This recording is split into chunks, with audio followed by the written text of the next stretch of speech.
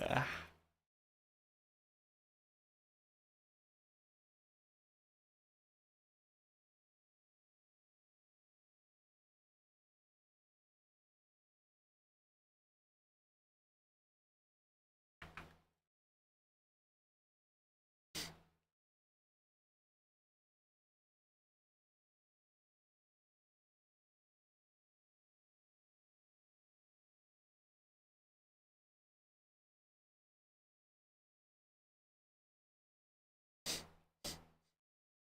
oh my god, it's him. It is. I don't know how long I'm gonna be here for today, but it will probably be like basically only YouTube. Yesterday I learned about a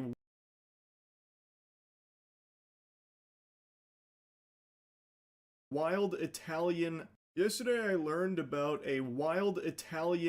heist attempt where a group of armed men, armed to the gills, mind you, one guy had a bomb suit. He looked like the Juggernaut out of Modern Warfare 2. Were able to stop an armored vehicle carrying a bunch of money, and chaos erupted. There was a firefight. Miraculously, nobody was hurt in it somehow. But I can tell you, their plan went tits up real quick after they blew up the truck. They blew up It's the something truck. you have to see to believe. Now, right before I was talking about this Italian heist, learning about it, I was learning about how a dinosaur convention called DinoCon had recently just banned a ton of people that were named in the Epstein files from attending. So you're going to see a pretty interesting headline even before the Italian heist here. I'll go ahead and show you some clips of that after the heist, because that too is also fascinating. But I think the heist is probably what you're going to be most impressed by. You see the heist in Italy today in traffic Paleontologist with named fake Epstein police files on the cars, safety GTA of our shit. attendees. Fake police cars. Oh, I didn't see this. It's that penguin guy. It is, yeah. Armed robbery in Italy attempted to pull off insane daytime heist on an armored vehicle on the middle of a highway. Oh my god. Yeah, I don't think I can pull this up on stream. I don't know if anyone got hurt in this, but they just blew up the fucking car. What did they do? Fucking slap C4 on it? What was that? That also didn't even really look like an armored truck. Looked like just a normal van. 8 gunmen were posing as police with flashing lights. They blocked the road by setting vehicles on fire. They then used explosives to breach the van and exchanged fire with Italian police. Somehow the craziest part is that no one was injured and 2 of the bad guys got arrested on the spot. Okay, then I guess I can pull it up if no one was injured. Look at this shit. It actually does look straight out of a movie. Stanno rubando il furgone, guarda. Yeah, that's not even an armored truck, bro. There's no armor on that shit. Oh. Guarda. Hanno rubato il furgone. Guarda. Guarda. God damn. Santo. Hanno fatto scoppiare in diretta. Guardali, guardali, guardali, guardali. Guardali, guardali.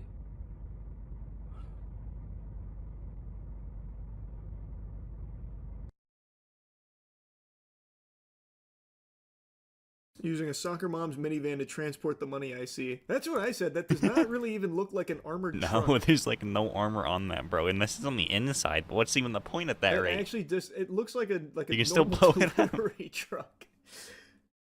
Are they sure they got the right van? They ended up just stealing my shoes. That's it. Just a bunch of Skechers in there. So reading about this, they weren't even like a super coordinated trained team that did this. It was just some guys.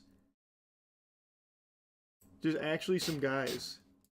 Did they get anything out of this? Well, despite blowing up the vehicle, they were unable to access the cash according to multiple reports. So That's they when should have the brought firefight 2 things of erupted with C4. Patrol officers. No way. Italian media reported that other drivers caught up in the ambush were also robbed as the gang made their escape. What? So they blew up this fucking truck, got nothing, and then on their way out, they just started robbing other people that just were unlucky to be in the area. They escaped by stealing cars from passing motorists to break through police roadblocks. So they escaped with no cash, and a couple of them stole vehicles. 2 of them were arrested. 2 more are at large. What a crazy plan. The guy who blew up the truck had a full-on bomb suit he stole from the police bomb unit. That's why he survived the explosion. What do you mean that's why he survived the explosion? What did he do? Did he just stand there when it went off? Stick a dynamite in his hand and just let it blow up on the truck with him standing there? I made the assumption that How did they he steal the bomb suit? some kind of explosive and walked away. Why would he just carry the explosive with the bomb suit on? What a fucking maniac. Gave him plus 100 defense. I mean, it worked. It's just... Wait, now I'm so, like... Yeah, you would think they'd set it down and walk away. I made the assumption that this had to be, like, a highly coordinated plan or something. Because, I mean, just look at this. Guarda, guarda, guarda, guarda, guarda, guarda. But now, after you told me that, I can actually see the guy running behind the van as it's... That's probably one of the guys they Did they caught. not tell him they already set the explosives? Dedicated tank. Yeah, I guess, man. No one screamed danger close. So Bad comms, I guess. just Yeah. bad comms. I guess now you have it. Bomb suits in video games are canonically accurate. They are realistic. You can be right next to a fucking bomb and you can just tank that shit. It don't matter. Light work, no reaction. I mean, I get that's what they're supposed to be for, but generally you still get severely injured if it's like a actually good bomb. Apparently not in this case. Bro just tanked it. Comms. They didn't get the money because of protective foam mechanism foiled by foam. Oh yeah, I read that. The reason they couldn't access the money was apparently some foam system they had in the vehicle. A foam Which, I mean, system. Turns out foam's very effective. How much was in the truck? According to the first article I read, a lot. They didn't specify how much, but it made a explicit mention that it is a lot that these trucks carry. Which surprises me, because that does not seem to be a overly fortified truck. But it shows what I know, because this soccer mom van was able to thwart not only an explosion, but everything else that followed, so... I still can't get over this. Now that I know that this guy stole a bomb suit only to run into the bomb for fun, it's crazy to me. Guarda. Hanno rubato. He has to be deaf, right? Now, I don't know a whole lot about bomb suits, but he's gotta be deaf. They had to blow his goddamn eardrums out, right? Wily coyote ass strat. Yeah, I have no idea what his thought process was there. Why steal the suit if you're not gonna use it? That's a good point. That's a good point. That's probably their they went thinking. through the effort of stealing the bomb suit, god damn it, they're going to get some usage out of it. Put it through its paces. Dinosaur Convention bans all paleontologists named in Epstein files out of safety of our attendees. Wait, what? We find it deplorable that some established paleontological organizations are not taking firm action, DinoCon's statement reads. What? Oh my god, don't you fucking dare. One of these dog shit journalist sites that force you to pay just to read the rest of the article, you make me sick. That makes me not pay. I just go somewhere else. UK-based paleontology convention. Then you get no ad revenue. Regarding the scientists, authors, and researchers named in the Epstein files, noting those associated with the late sex offender were officially banned from the annual event. How many paleontologists were named in the Epstein files? I must have missed that. While the convention statement did not name the individuals, the Monday announcement made it clear DinoCon would not tolerate their presence at the July event. We at DinoCon take the safety of our attendees, speakers, and staff very seriously. As a result of the release of half the Epstein files, it has come to light that a select number of scientists, authors, and researchers relevant to the field of paleontology allegedly engaged in correspondence with members of the Epstein organization after the convictions of Jeffrey Epstein. We want to state that all respective individuals are banned from our events. I mean, Hey, that's good. I'm happy to hear that. Why don't we just ban I them had from everywhere? no idea there was paleontologists named in the Epstein files. Additionally, we find it deplorable that some established paleontological organizations are not taking firm action to protect their members in light of these allegations. As such, executive committee members from organizations that are not issuing public bans to these individuals are also banned from our events. Damn. We do not tolerate those who allow this behavior to go unchallenged within our community.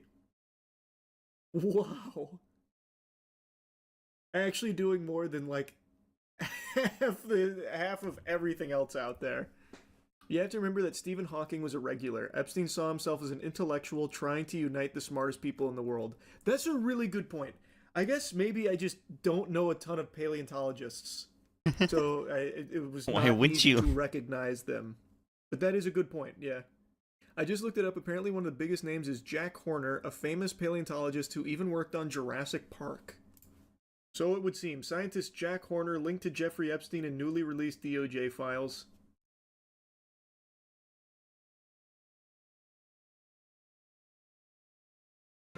I also saw this from Pyro. I'm sure you guys remember this idiot. $25,000 secured appearance bond. Now, if I said the statement to you, Clavicular was caught in a near career-ending cortisol spike after a LARP-maxed Stacy tried justifying him on stream by calling him a good boy when he was mid-mog between What? two low-tier normies at What? ASU, I pray to God you do not understand what any of that means. If you do, you need to seek professional help immediately. That's crazy. I just wanted to know what happened to him, not the whole lore. If you don't know what any of that means, it's usually buzzwords that are used in the lux maxing community, primarily by Clavicular's community, who is basically at the I just realized minute I'm just the chatting to me. face of lux maxing. This is basically a way to try to optimize any of your looks and appearance. This is makeup, taking steroids, using peptides, getting facial reconstruction surgeries, as well as amazing I techniques am. like Oh my God. bone smashing, where you do micro damage to the bone of your jaw, hoping that it grows back better, and also thumb pulling. Now, you may know him What? from some very viral moments, like, for example, the time where he ran someone over in his car that was apparently a stalker, injecting fat dissolver into his girlfriend's face on stream, and also calling JD Vance a subhuman. Oh, so he's a plastic surgeon now too. Wow. And saying Gavin Newsom mogs. JD Vance is subhuman and Gavin Newsom mugs. Also, I have a new I mean, that might be the only true statement he's ever made. Like, realistically? Like, I mean, Gavin actually doesn't look that bad. He's got pretty good bone structure.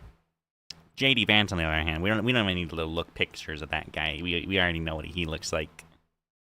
gaming channel that's set up, link in the description. I upload hilarious content on there like this.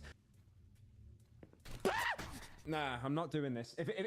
And also, I did a video recently called the Alt-Right Avengers, where basically every right-wing influencer met up with each other, and they were singing a certain Kanye West song that has the acronym HH in clubs. Now, the problem is with Clavicular, he has based his entire brand and personality off looks maxing. He wants to mog you. He wants to be a 10 out of 10, or maybe even a 9.5 out of 10. But the thing is, if you're conventionally attractive, you've had a lot of work done, if there's any inconsistencies, people will immediately pick up on that and then start criticizing you. Like, for example, people are now saying that Clavicular is apparently withering away while meeting someone called the Orlando Asian Mogger. God. Do you remember when we used to use like normal words? Nah, me neither, to be fair. Or a much more recent example, being brutally mogged by an ASU frat leader. I like how we've reached the point now where everything is a mog. If you've got more success than someone, that's a status mog. If you've got more income than someone, that's a finance mog.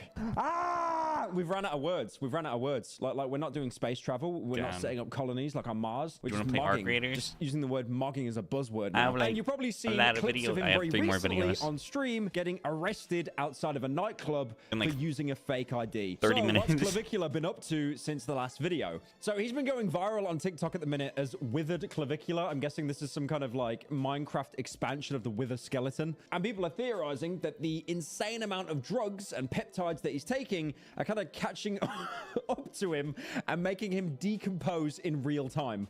Withered Clavicula.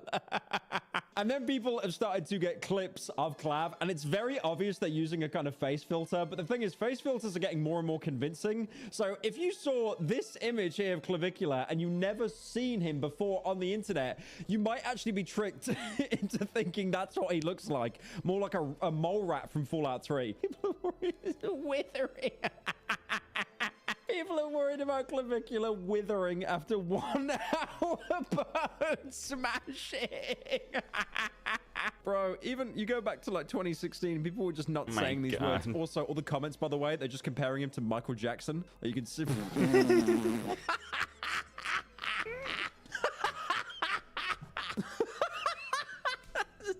Save him for next time, yeah.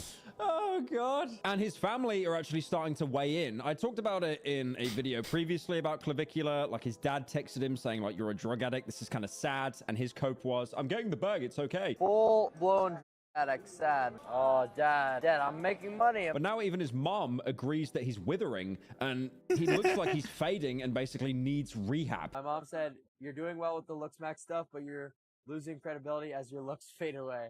Refocus on that and maybe you'll get more respect and followers.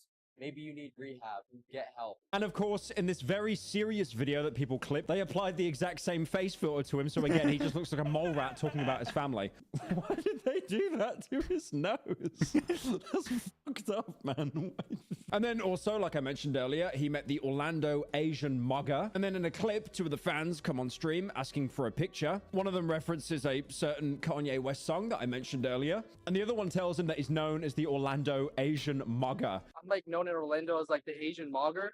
I would have the honor if you could verify me as the Orlando Asian mogger. And then he asks Clavicula for recognition of his title. The entire interaction is just absolutely painful. I don't know. You guys are kind of cringe, bro. It's just gonna be real. So you can tell that entire interaction. It's painful. Eye contact, mogged. Height, mogged. I don't even think Clavicula needed like any tactical vantage points to height mog these guys, because the entire thing just comes across as so embarrassing for everyone involved. Kind of cringe. That was like the most like, gay thing ever. And then, of course, we have the much more recent ASU arc. So Clavicula does a lot of IRL streams. He goes out in public, he goes to clubs, to parties, and he's been streaming at Arizona State University, which is notorious as one of the biggest party schools in America. How the fuck did he even get in? Basically met his female counterpart, which people have dubbed the ASU Foid. Have you noticed like the English language is just becoming worse and worse over time? Like we're just running out of words, so we're just shortening the words that we already have. And then we're going to shorten words so much that we're not going to understand what those fucking words mean. It's like we've ran out of things to discover, so we're just purposely unlearning things so we can learn them again. So they first meet, she asks for a picture. Clavicula is, surprised that she's aware of his lingo. Clavicula asks her to hang out, and then she puts her number on his contacts as ASU Foid. Hey, I'll grab your number if you want to do something later. All right, dog. Hey, ASU Foid. ASU Foid. Dude, no way you actually. At least she's self-aware. Oh my god, bro. And then ASU Foid.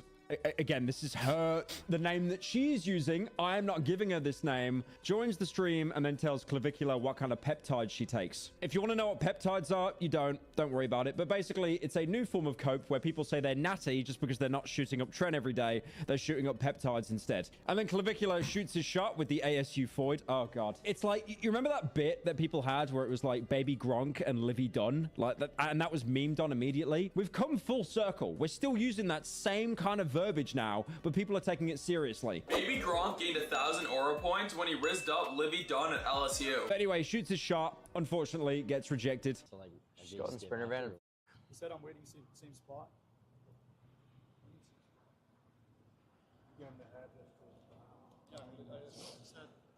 Wow. And then she tells Clavicula that she's mostly gay. So, unfortunately, Damn, brutally status mark. She didn't only step back once, she did it twice. It's over. He jester maxed. He actually tried to kneel for a woman, and it didn't work out. He will definitely be taking a trip to the hardware store tomorrow after his latest kick stream. Now, Clavicula then tries to do a deep dive to understand the mental capacity of a woman, and basically asks, how can you be a lesbian if you're a right-wing groiper? If you're like right wing, how could you be a lesbian? Why is it like total? You know how she can? Because she's farming, your dumbass.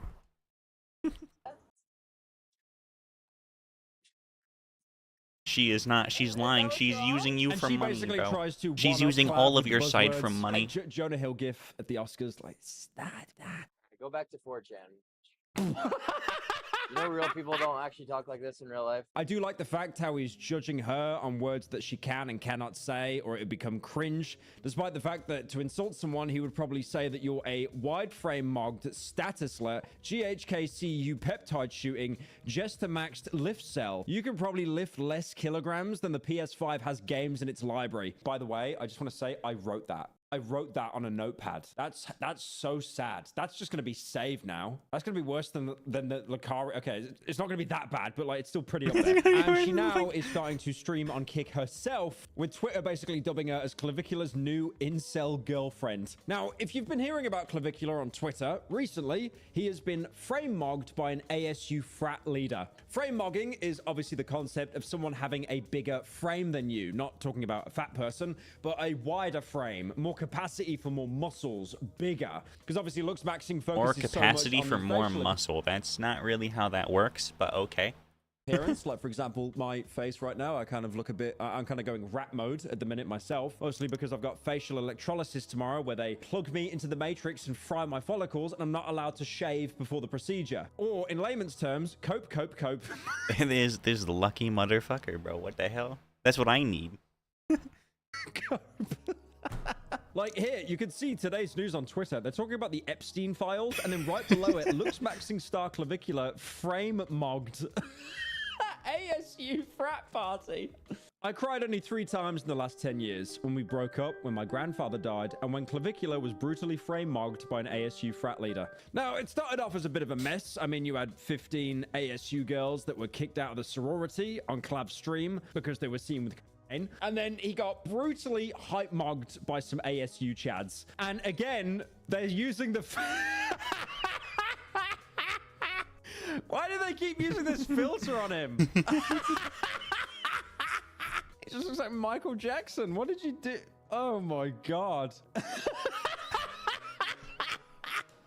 Can I stand on a chair? Now, obviously, Clav there is talking about vantage points because, again, as he explained on a stream where he had Sneeko on briefly, vantage points are ways that you can appear taller to the average person by standing on some kind of platform but not making it obvious. Like, for example, currently, right now, I am using a vantage point, but you wouldn't be able to tell because it's so inconspicuous and easy to miss. And then, unfortunately, he was caught bone smashing while the ASU police were trying to kick him off campus. The next video I found, it's going to give me some kind of incurable disease reading the title. Clavicula caught a catastrophic cortisol spike in fear of becoming a bloat cell after his assistant forgot to remove the cheese off his cheeseburger. Sobbing emoji. Clav also did an interview with the New York Times, and in the clip he tells the interviewer what drugs he's taking. What's your stack right now? Like, what do you take every day? Yeah, so right now I'm on a very low dose of test. I'm on around like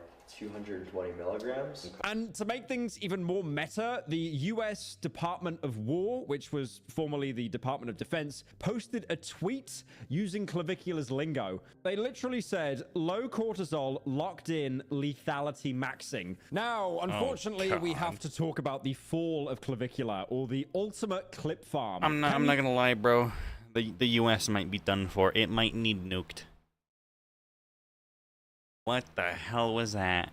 Clip farm too close to the sun. So Clavicula was streaming at the Casamigos nightclub in Scottsdale, Arizona. Now, this area is apparently renowned for having police that are around every single corner to make sure that people that are drinking are of age, people that are going into clubs don't have fake ID. There's a huge, like, police presence there. And police discovered that Clav was 20 years old and he wasn't legally allowed to be in the club. And then the police and security walked him outside and they detained him, putting him in handcuffs, which seems massively overkill. You think they'd just be like, yeah, you shouldn't be here, piss off, but arresting him is pretty insane. And then obviously Clavicula, he's a kick streamer, he's gone into clip farming mode, thinking, wait a minute, everyone's gonna be talking about this. This is really good publicity. So then he just starts flirting with a girl across the street while being handcuffed.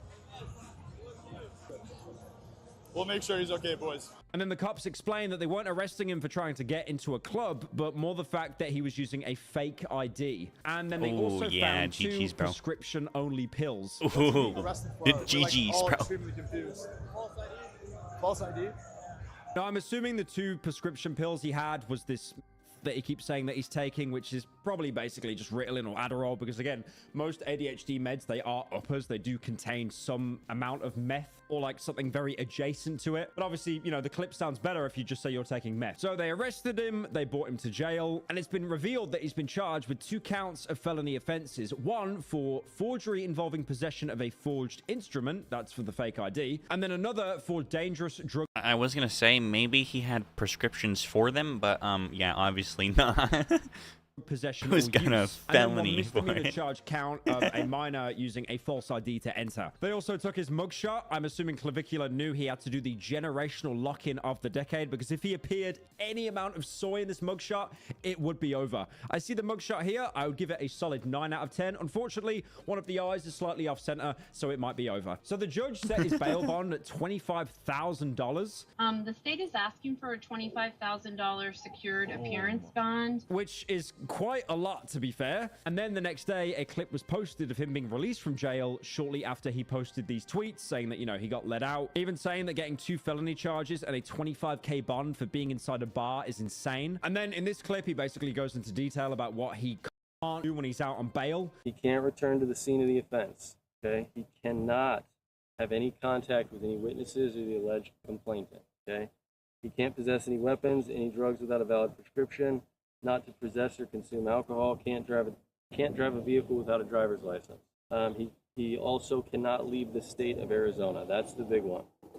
The big one right now is he can't leave the state of Arizona. So he can't possess any alcohol and he can't leave the state of Arizona when he's on trial. Well, I already forgot like half and those. He basically gives an update saying that he doesn't know what he can or can't do while he's on trial. And then he needs to talk to lawyers to basically work out what kind of content he can make before the trial. Can't leave Arizona however long until my trial, which is such a pain in the ass. And it's so hard to stream right now because I don't know what I can do. I don't know what I could say. I'm getting text messages while I'm streaming that I can't do this, I can't do that, because I just need to talk to more lawyers and figure out what even. Bro, hit the baby speak. And then he says if he messes up his bail conditions even one time, the cops will basically just arrest him within 10 minutes. If I f up one time, even on a desktop stream, the cops will be arresting me probably within 10 minutes. I just find it insane that he has been so open about taking other controlled substances like steroids,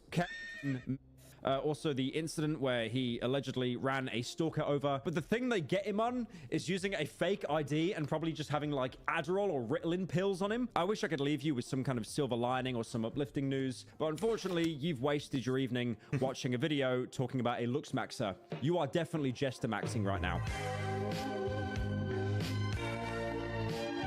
Definitely what the fuck, bro.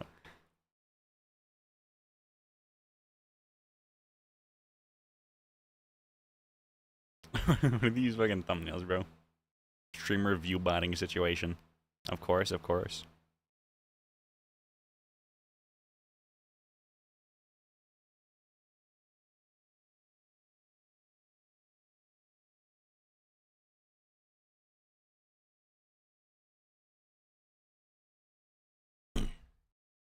Here's the real question, Opie. What does Teddy plan on doing?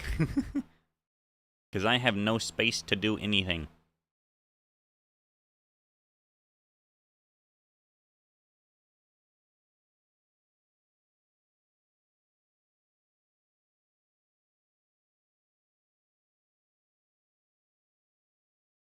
Ugh.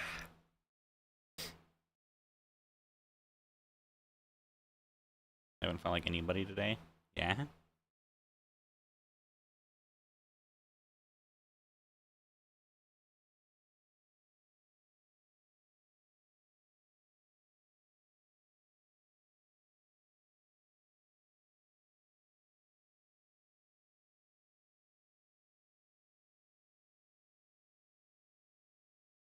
They tried to take credit for the game's success. The team that murdered the game? Are you stupid? I wanted to try something different today and give you a double serving of slop. So instead of just talking about one big story that you'll forget about after watching the video, I'm going to give you two. Firstly, starting off with Jinxie, because the situation is insane, crazy, sad. I'm not really sure what buzzwords I'm going to use yet for the title, but you're probably seeing Jinxie responding to this really long blog post from Supercell, which is the company behind Clash Royale, basically saying that that entire post was the biggest spit in the face that he's ever seen. This post came from the Supercell website, where the CEO Ika Panian, I think I'm pronouncing that right, basically had a blog section called Ika's long texts, and he made a post on Monday called The Biggest Games That Haven't Actually Been Made Yet, where among other things, he celebrated what he thought was a historic year for Clash Royale, showing that the player base had 500% growth. Basically, it was him doing the thing to himself, and then he follows it by saying the obvious question: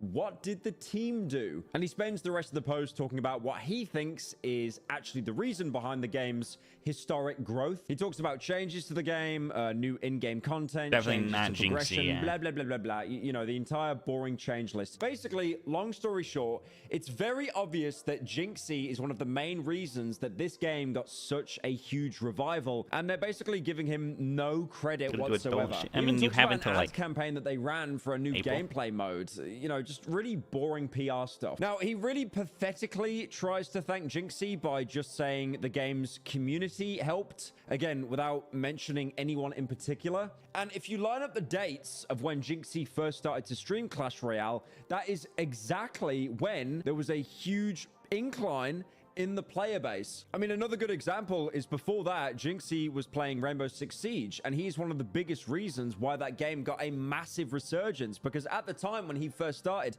barely anyone was streaming the game. So unsurprisingly, Jinxie is a little bit tilted at the fact that the game didn't give him any credit. I'm not sure why. Maybe because they were worried that he could use it as leverage or some kind of financial gain. He got a huge amount of support online, like for example, really big YouTubers like Mr. Teeth, basically saying that he only started to play again because of Jinxie. Even Los Polos came out and said that he spent 4K on that bum-ass game because of Jinxie. Los Polos, if you don't know, is an incredibly famous streamer. He's a fat man with a fat dad, and he has a high-pitched voice filter on, and he clip farms and reacts to donos that are threatening to end his life. If you ever set foot in Dover, New Hampshire, you will become a true crime documentary. You even had other people like Sketch come out basically saying that he's gonna like full-on boycott the game until Clash actually recognize Jinxie's impact. Now, again, I don't really understand the case of why game companies are so scared to acknowledge the people that actually made the game popular. Again, it's like a symbiotic relationship, right? Creators will latch onto a game that they think will do well, they leech off it, but then if they end up becoming bigger than the game itself or reviving the player base, the game companies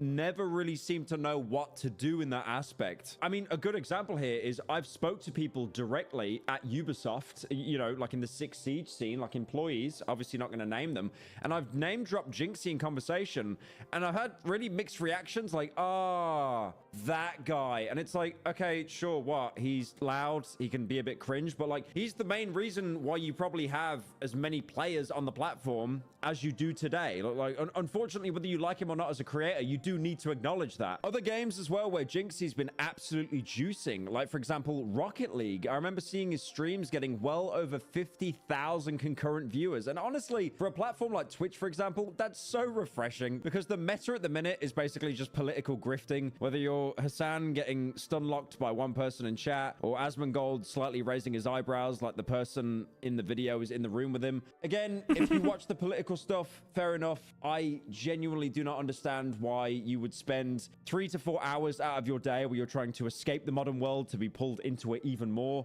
But, you know, you do you. But it's just nice to see that Twitch actually has a place where people can play video games again and do well on it, because, again, that was pretty much the entire original point of Twitch. Only now, a few streamers did actually respond to this article. Did he do it with decorum? Did he do it with respect? He did it in the Jinxie way. He basically told the CEO to fire everyone at the company. I think it's going to be your worst year ever, unless you literally fire everyone. I would have walked into the Supercell headquarters and said, okay, whose idea was level 16? You in the back? You're fired. Pick up your get the out of here. Whose idea was heroes? You're fired. Pick up your pack your bags. You're fucking fired. Jinxie basically says he can't believe that he's putting the success of the game solely on the team. A lot of people, well, the majority of the player base weren't actually happy with any of the actual changes made to the game in 2025. Like you can see here, just all of these Reddit comments, that there are numerous people that are just incredibly unhappy. And I get it, it's Reddit, no one on there's happy, I get it. But still, they do bring up some genuinely valid criticisms. Now, thankfully, his ego didn't go to Jinxie's head, and he did actually acknowledge that it wasn't just him that revived the game. There was a lot of other prominent content creators as well. It was just me. It was me, Riley, Ken, Mo. I mean, so many creators that made the game better. Royale. I mean, the list goes on of how many people brought eyes to the game. So it's not just me. He even said at one point that he doesn't really care that he's not personally mentioned in the post. I don't care that they didn't bring up my name. I've only the game and I said exactly what's going to happen to the game. Where I draw the line in the sand is when they tried to take credit for the game's success. You know, since he... I will be back in a little bit.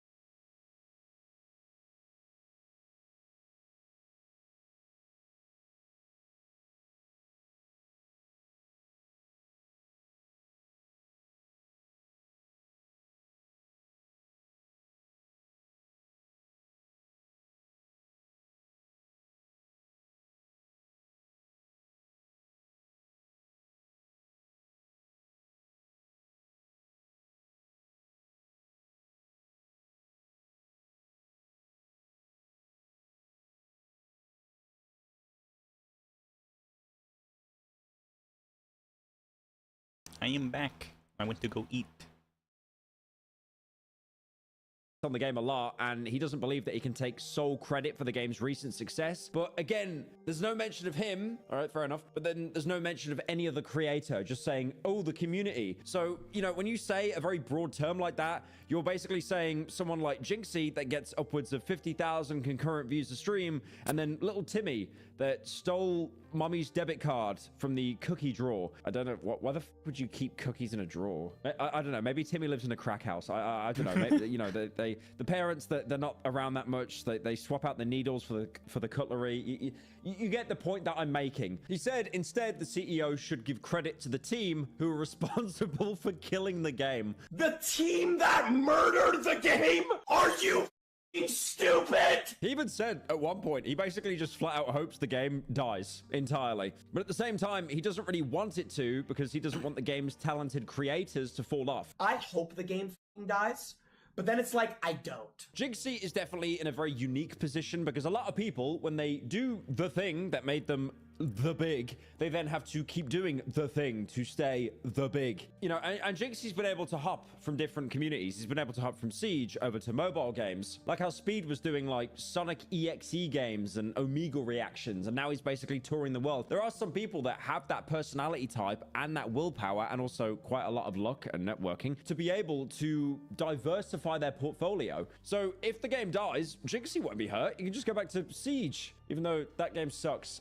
Please, okay, I know we're going to talk about Siege for a minute. Can we please bring back Nox's Silent Step, please? I'm being like, the game died as soon as that was removed, and not because Chinese it's the only robot. female. What? And on to our second story of slop. Twitter, great place. No, it's not. Everyone hates it. It's actually hated that much to the point that if you say you don't like Twitter, you feel like that bit with Steve Buscemi where he goes, well, how do you do, fellow kids? So on Twitter, this has been doing some numbers. There is a humanoid robot that has apparently been designed for human companionship, retailing at nearly $200,000. Again, we've seen loads of robots that could do chores or help around the house, or, you know, deliver like packages and stuff. But this is one that is solely made for companionship. I feel really sorry for that guy that got married to his Nintendo DS like nearly 10 years ago.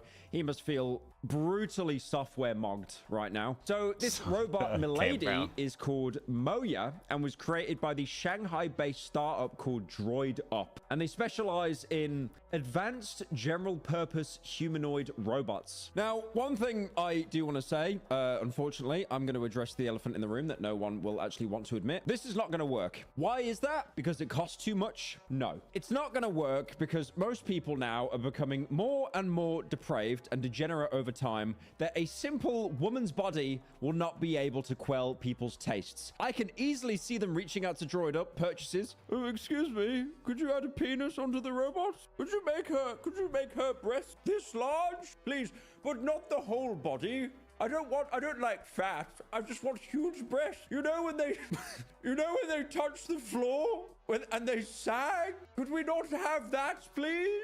And what the the penis hell as is... well. And the penis has to be touching the floor as well. Thank you. I will happily pay tens of thousands of dollars please for wrap it up. accessory. Yeah. Could you please also have let's move on. The giant breasts lactate? All right, we wrap it up. Wrap it up. Game Awards on the screen. Wrap it up. Now, they debuted this at the Robotics Factory. I cannot pronounce the first word, so I'm just going to call it the letters Robots Factory. And this is actually a specialized... I can't pronounce the first word. Robots Factory. That's crazy, and bro. This is actually a or sorry, if you're American, Shanghai. Specialized industrial park that focuses on the development of medical, industrial, and service robots. Now, for anyone wondering if they would like to invest in Moya, she's apparently 5'5" and weighs 70 pounds. That's 31 kilos. Like unless you're looking at practicing like throwing women around the room, like what? Why would you buy that? Just add 4 zeros onto it. Yeah, nice one. So they're focused on creating a robot with a human presence, whatever that means. And apparently there are actually layers beneath her silicone exterior to feel like real human skin. And apparently she's warm. Like her skin stays between 90 and 97 degrees Fahrenheit. So touching her apparently feels like you're touching a real person. Damn, bro, I can't wait for it to burn my house down. 100 degrees is enough to start a fire if, say, it broke. If part of it got cut open and exposed the heating element, 100 degrees is enough to start a fire on a piece of paper. 100%. As I've just said that, I could collectively hear 5 people Or that say use your VR carpet. chat for more than 9 hours a day jump off the roof of this building. Now, there's also a camera behind her eyes that's supposedly meant to use AI to react with like kind of subtle facial cues, like keeping eye contact, raising eyebrows, and she's not always a she. Nah, bro. That shit cameras for tracking you for blackmail. Because the robot actually has a modular design and can swap between both male and female exteriors. And they even said, this is their own numbers that they're pulling out their ass, Moya walks with 92% human accuracy. Although based on the video that they uploaded to their channel, that is definitely up for debate if it walks 92% like a human. I'd say it like kinda 40. walks more like a drunk Irish person leaving the pub at 2 in the morning. I've got to try and remake that joke for American viewers. Okay, Americans watching, you know Coors Light? You know, beer, alcohol. Drink 300 Coors Light in one sitting. Each one of those has like 3% alcohol. After 200 of those, you walk like robots. And apparently Moya uses the other joke is much Irish person. Although based on the video that they uploaded to their channel, that is definitely up for debate if it walks 92% like a human. It kind of walks more like a drunk Irish person leaving the pub at 2 in the morning. That's probably what their training data was. For anyone that's wondering when they can get their Goonet robot, apparently it enters the market by late 2026 and it will cost around $173,000. Plus shipping, so when Twitter found $200K. out about this, they pulled up this Sun tweet that came back like all the way back in 2016 saying, revealed, women will be having more sex with robots than men by 2025. And as well, in the release video, the Gooners have already descended into the comments saying, customized you say? Adjusts my fedora, renews my Discord Nitro. Soon, brothers. Oh, yes, just a few more years. And when I finally move out of Mummy's basement and start my drop shipping scam, I'll be able to buy all the robot women that I could ever possibly need. You know the best part about this? It's probably going to break in like 3 or 4 months, and then they're just going to be like, nah, bro, buy another one. Because they know the kind of people who buy these would 100% buy another one. I guarantee you they're going to intentionally let them break. Intentionally. They're going to do the Apple shit. Except they're a Chinese company, so good luck fucking suing them. They're just going to let these things break and then refuse to replace them and be like, nah, just buy another one. Now, again, I do They'll have to just say quote to you all like the gooners out there, $400,000 to they have repair not it, and then you'll just buy a new one. anything about sex, okay? They've not. I'm sorry. I know some of you are going to do some nasty DIY stuff. I don't want to hear it. But it just seems to be a companionship robot. Honestly, you want a companion, you're that down bad, you got to spend nearly 200K on a fucking skin radiator. You know what you could do? Let's be real. You got 200K? You don't need a robot. Honestly, this will work for all of you, right? Okay, I got it for you. This will save you so much money. You want companionship at night, right? You feel alone at night. You're doom scrolling. Get a hot water bottle, right? You know one of those ones that they used to heat the bed and like rubbers on the outside of it? Put that inside of a Tally body pillow. That is licensed merch from the Mass Effect store. There you go. God. Hug that all night. You'll feel the warmth embrace of a Quarian woman. You will be happy. Honestly, mate, like you guys have gave me so much over the years, this entire career. You've gave me so much. I just thought I'd give a little bit back, okay? Anyway, that was me yapping. That's so cursed. I just got to witness the conclusion of what I believe to be the worst trilogy of films ever produced. I think It's crazy to me that there's 3 links now. This is probably the best one, though, you know? The price tag. Anyone that has subjected themselves to the torture of watching Strangers Chapter 1, Chapter 2, and Chapter 3 will probably agree that there is no series of films this bad. Because Honestly, my favorite video on the Strangers might actually just be from Spooky. Or no, it's not Spooky Loops. It's the Slimer channel.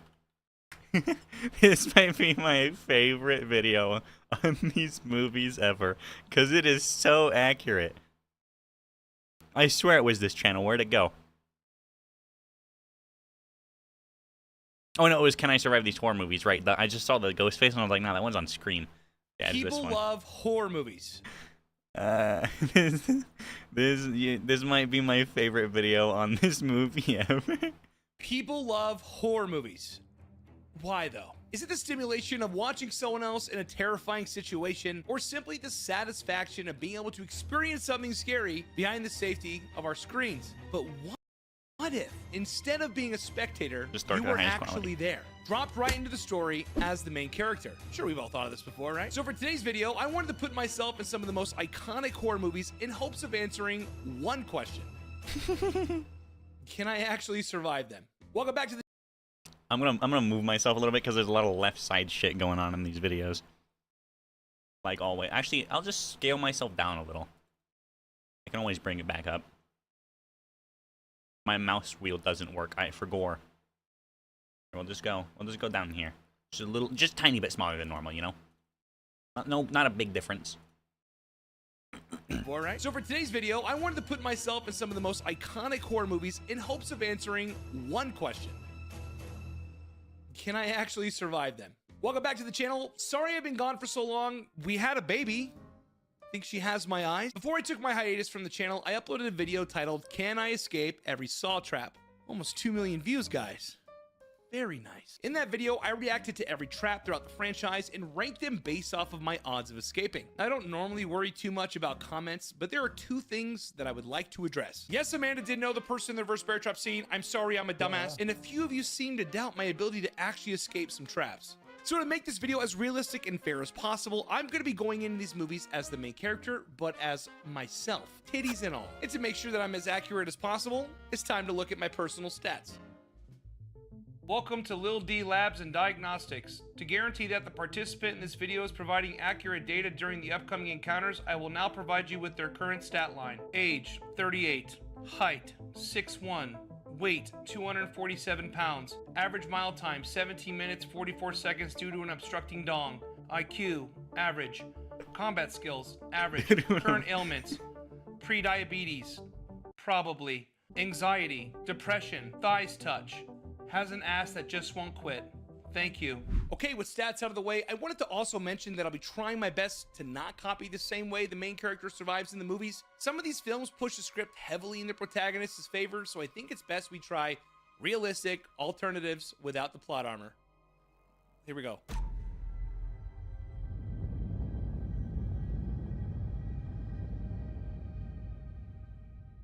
This movie follows a couple who are staying at a summer vacation home after a friend's wedding. During said wedding, main character James proposes to his girlfriend Kristen, which she ultimately rejects. Tacky as fuck to do that at somebody else's wedding, by the way. So tensions are high, and James asks Dennis from It's Always Sunny to pick him up in the morning. While attempting to salvage the rest of the evening, they are interrupted by a series of knocks at the door from a dark-figured girl asking if Tamra's home. Who's Tamra? Fuck if I know. Apparently it's used as a code word to confirm there are people occupying the house. But there is, because they answered the door. Also, by the way, the first knock happens at like 4 a.m. If this knock happened during the afternoon, sure, maybe let the guard down a little. But 4 a.m.? It's dark as fuck outside. You don't frequent this house anymore. There's no peephole. Why are we just instantly opening the door? Even if I was going to attempt to communicate with the person outside, I would at least take a peek through one of the 2 windows, you know, try to see who it is. James just opens the door willy-nilly, answers no to Tamra being there, and the chick says this.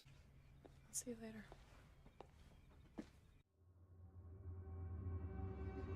See you later. Even if I was dumb enough to open the door at 4 a.m., which we all know that I'm not. But if I did, and this weird ass girl says, see you later, call me paranoid, but my head would be spinning trying to decipher what they meant by that. Fast forward a little bit later, and Kristen needs cigarettes at like 4 something in the morning, so James decides to drive into town, leaving Kristen alone. I have an idea. Why don't we both go together? Or even better idea, let's just fucking go home. Creepy girl comes back, knocks on the door, asks the same question. Kristen answers, but at least it's through the door, which isn't even fucking locked, by the way. Soon after, the phone lines get cut. Kristen hears someone in the house, sees a masked man outside of the window, and now the front door is opened. James comes back and doesn't seem concerned at all. One of them came in here and took my phone.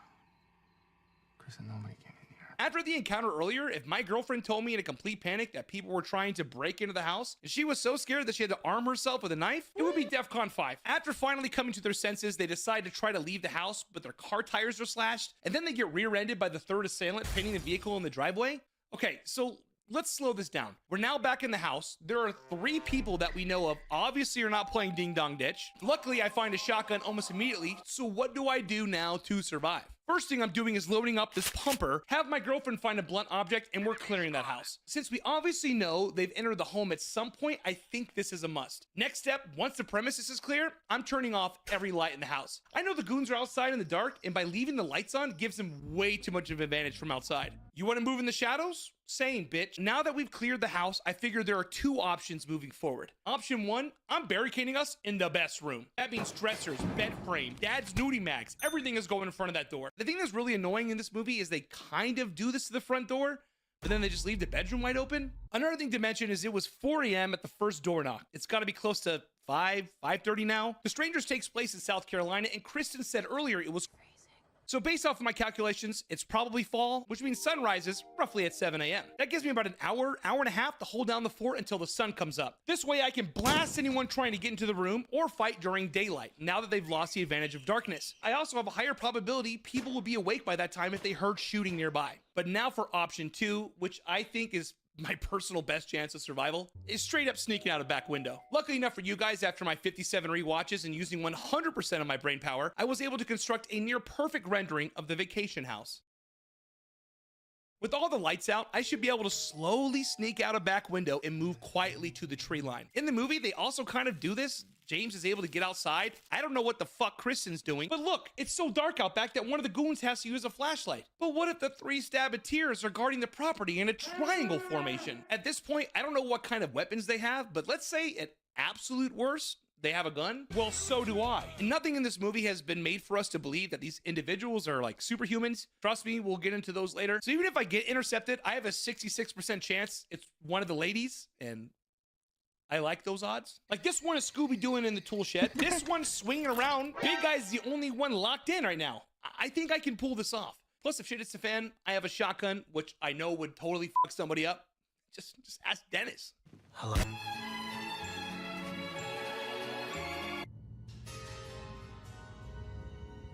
Child's Play starts off with a foot pursuit between Officer Mike Norris and our antagonist, Charles Lee Ray. Charles is a big-time serial killer called the Lakeshore Strangler and is on the run when he is mortally wounded. But fortunately for him, he dabbles in Haitian voodoo and is able to transfer his soul into a new host in order to cheat death. Unfortunately for him, he's about to die in a fucking toy store. Now that on the off chance you haven't seen this movie, this ritual comes with some pretty hefty fine print. The host cannot resist or interrupt the transfer. Chucky must migrate with the first person he reveals his true self to, and the longer he stays in the host, the more human he becomes. So being that he's bleeding out in a toy store, a Good Guy doll is the best option for transfer at the time. For context, Good Guy dolls are like that year's biggest toy, kind of equivalent to like a Tickle Me Elmo or Furby. Later in my adult years, I've always found this part to be funny, that he binds to whatever was in arm's reach of the store. Could you imagine this entire scenario just played out in a Circuit City? Just binds himself to an 80s printer. So Chucky's soul is now trapped inside of a 30-inch ginger doll and needs to find a new host before he's stuck there forever. Luckily for him, he is gifted to a 6-year-old boy named Andy by his mother as a birthday gift. Hi,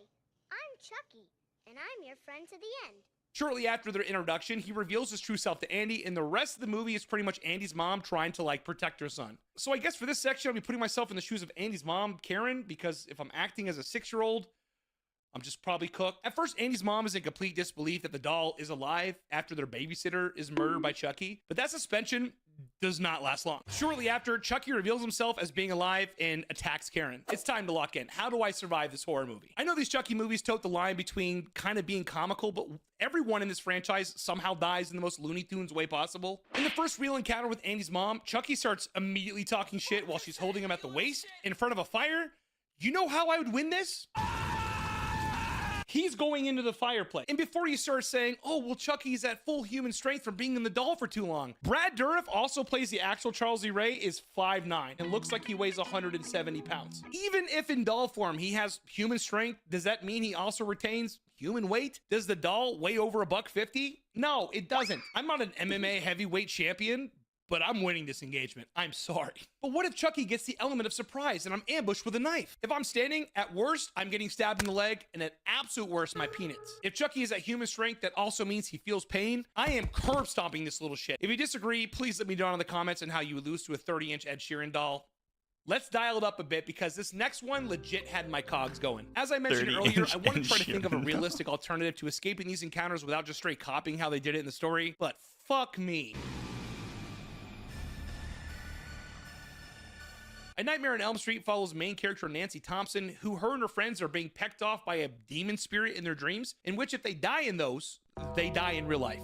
Stakes are high. And that demon is none other than Freddy Krueger. Many years ago, Freddy was tried for the murders of several children, but was not convicted due to an evidence technicality. So the parents of Springwood, Ohio decided to serve up some street justice and just burn him alive themselves. Roughly 13 years later, and Freddy has now returned as a dream demon, seeking revenge on the children of the parents involved in his murder. Now, I would like to mention how Freddy operates throughout the franchise definitely gets a little hairy, but to keep it simple, as long as his victims are dreaming or in a state of intoxication, he can inhabit and control their dreams. Pretty much doing whatever he wants in the dream world by using the victim's mind and fears against them. And worst part of all, any damage inflicted in the dream world happens in real life. And I mean, he does some crazy shit. Swallows a dude in a bed, whoops this girl's ass all around the room, creeping in the bubbles. Pretty much, you're asleep, you're getting shit on. In this movie, Nancy realizes Freddy can only do harm while she's asleep, so trying to stay awake for as long as possible is the first line of defense. Then later on, discovers why is she laying down, bro? Stand up. But Freddy himself out of the dream world, which tremendously weakens his powers. See, this is where I get a little confused, so please comment down below if you're an expert in this field, but is Freddy just a normal dude with a sharp glove in the real world? I think at that point, anyone has a fighting chance if he's just a normal guy. But goddamn, the odds of pulling him out of the dream world when he can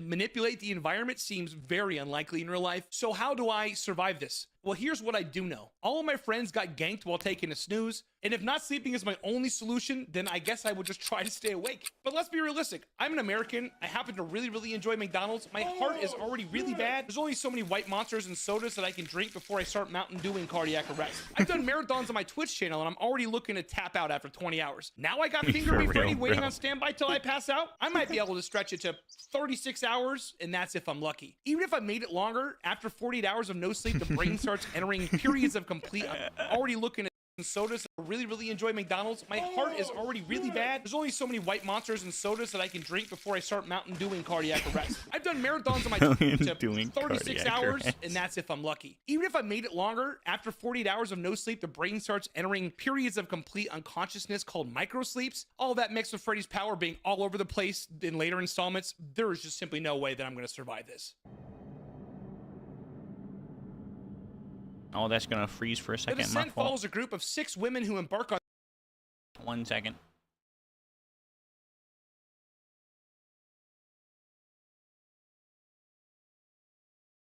their end.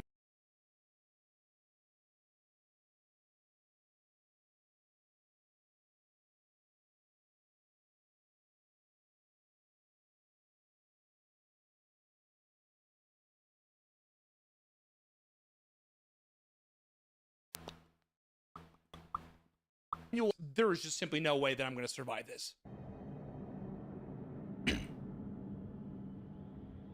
The Descent follows a group of 6 women who embark on their annual outdoor adventure and descent into a large cave in the woods. If that wasn't bad enough, shit hits the fan almost immediately when a rockfall closes off their exit. Oh, and they're not alone down there. And now they're forced to squeeze deeper into the uncharted cave to find an alternate escape.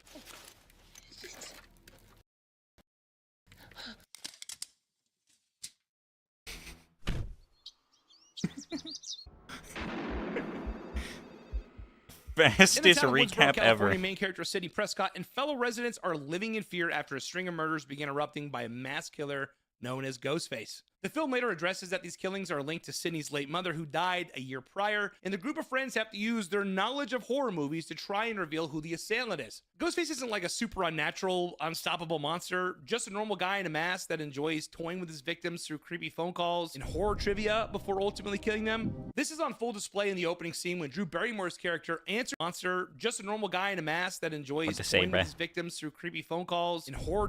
Movie heroine who is Laurie Strode, the final girl. Michael's sister, a toothbrush, the lunch lady. I mean, it's both, technically. Right? Pretty sure.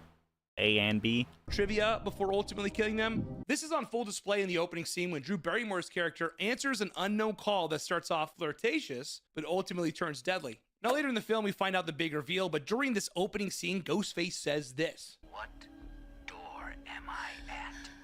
That's because there's two, not one young whippersnapper, fucking two. It didn't matter which door she picked. The result is the same. This is something that we have to take into account for encounters with Sydney later, and I think Bill and Stu do an excellent job working in tandem as one can pretend to be innocent while the other one is just out there slaying ass. That would be something I think would be ultimately pretty difficult to figure out on my own. Suspicious, sure, but I'm not a detective, which is not good for your boy. So how do I survive this? Let's start with the basics. A friend of mine just got brutally murdered. My dad's out of town, and I'm starting to receive strange phone calls. Scream takes place in the late 90s, so believe it or not, it was very normal back then to just answer a call without caller ID. Absolutely fuck doing that today. But being this behavior is expected, let's say I answer the call. With paranoia and tensions being sky high, as soon as the caller relays they aren't anyone that I know, maybe that's because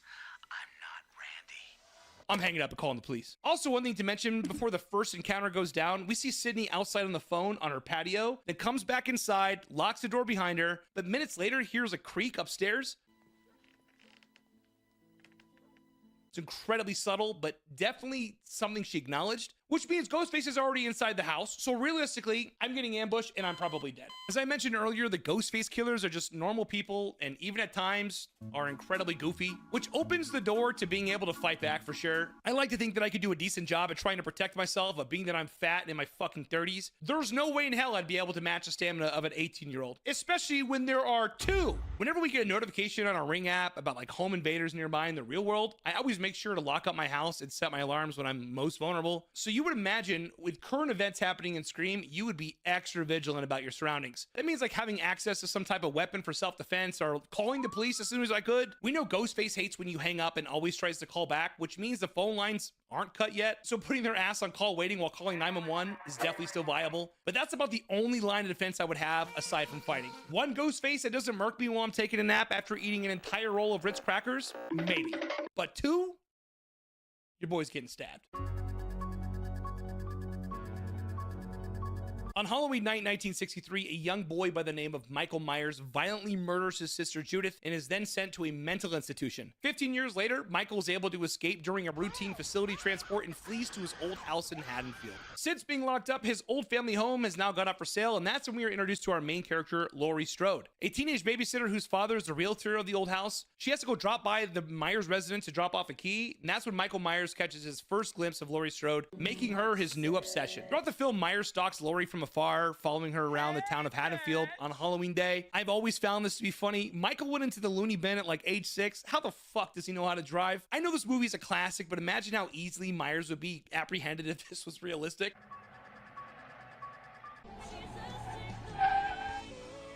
The next few scenes depict Myers hardcore stalking Laurie, and she is very aware of it, so it's not like she's completely oblivious to the potential threat floating around her neighborhood. A little bit later on, Laurie catches a ride to her babysitting job with her friend and is trailed by Myers immediately. Like, you've seen this car all day, you don't find it odd that the same car is following you right now? And Myers doesn't even try to hide it. He parks directly behind them when they get to the destination. How the fuck do you not see this? After the kids are asleep, all of Laurie's friends plan to meet up across the street, but Myers hates premarital sex and decides to kill them all. Laurie goes to investigate and realizes the dude who's been following her literally all day is behind this and is coming for her. All right. So how do I survive this? I think Laurie does a good job at initially running to get help from a neighbor, but dude must have watched the strangers because he was not opening that door. My man. Back at the Doyle house, Michael breaks in, and after whiffing the easiest stab of his life, Laurie successfully sticks him with a sewing needle, dropping him to the ground and disarming him at the same time. And here's what I would have done differently. At this point, we're assuming Myers is mortal. We know he just killed all of our friends. I'm using that knife to stab the shit out of him. Laurie thinks she killed him with a needle. Nah, man, I'm breaking the handle off in his ass. Gotta be sure. She does get a good stab later and then tells the kids to run to the neighbor's house and call the police. Why not just go with them? If I was able to knock this dude out not once but twice, I'm gonna take every opportunity to get those kids and myself out of there. I know what you're thinking, but Laurie wants to stay to make sure that he doesn't get away. Fuck that. Even if I were to stay, I'm sure as hell not gonna sit on the ground with my back towards this guy. The scene is sick, and I understand why it makes sense that they did it, but we're not here to glaze. Later on, we find out that Myers is the embodiment of evil. The more he kills, the stronger he becomes. You have to take every opportunity to get the hell out of there. And that's what I would do. Pray to God I land a good stun. Immediately book out the front door to a neighbor's house. And not like next door, like a few houses down. They don't want to answer the door. I'm finding a way to shatter that window. I'm getting their attention. I'm getting to a fucking phone. Because if he catches me, we're dead. We know that. If I could pull all that off, I think I could survive that. For later installments, though, yeah, I'm moving. Well, my friends, that is my survival analysis on just a handful of horror movies. And I think I was pretty accurate. Obviously, there's so many others that I would love.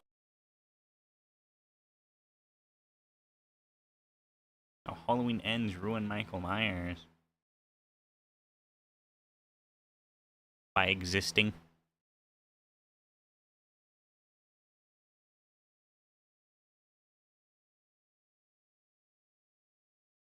The hell?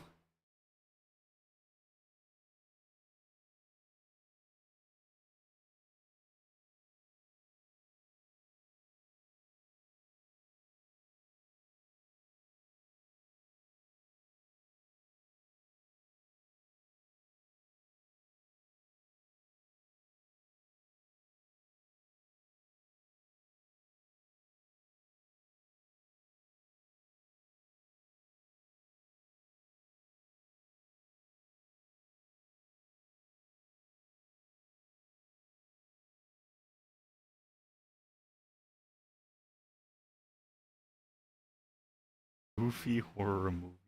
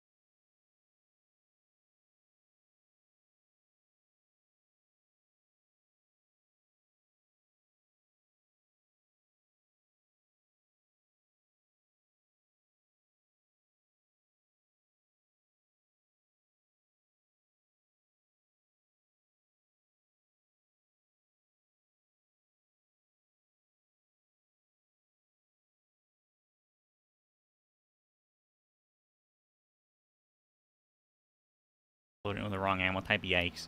Found 2 matriarch reactors, found 2 that's crazy.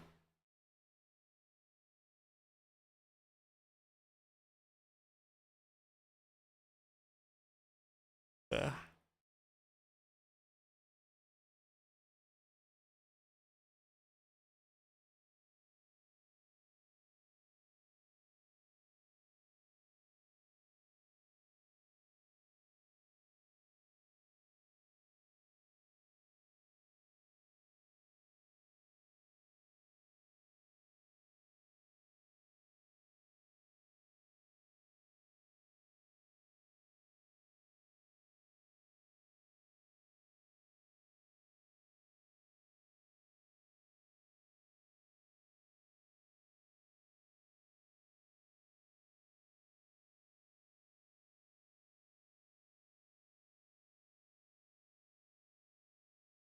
Probably going to end for today.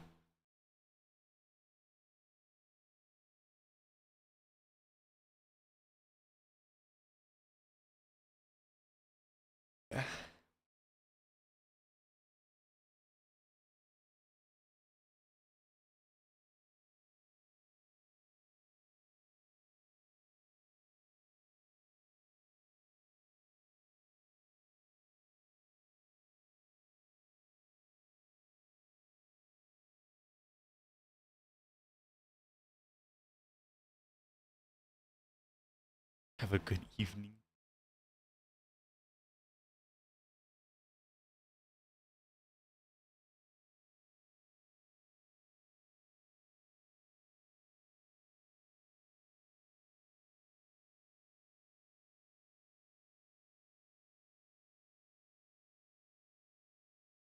But yes, I will be back tomorrow. Good night.